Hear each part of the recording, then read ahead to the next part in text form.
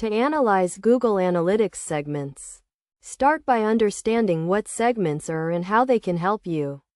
Segments are subsets of your data that allow you to isolate and analyze specific groups of users, such as those from a particular country or who have completed a certain action on your website.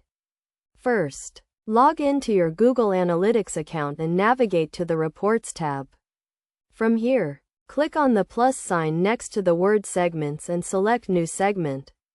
You can then choose from a variety of pre-built segments or create your own custom segment.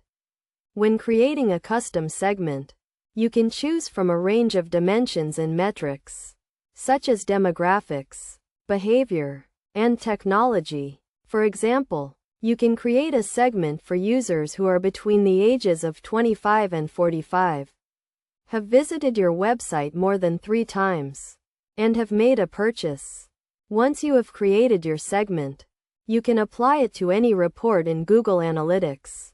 This will allow you to see how the users in your segment behave compared to your overall traffic. For example, you can use the segment to compare the conversion rates of users from different countries or to see which pages are most popular among users who have made a purchase. When analyzing your segments, look for patterns and trends in the data.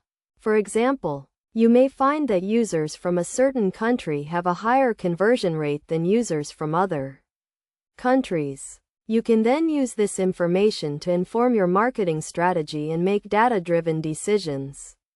Best practices for analyzing Google Analytics segments include regularly reviewing and updating your segments to ensure they remain relevant, using multiple segments to compare and contrast different groups of users, and using the data to inform your marketing strategy and make data-driven decisions.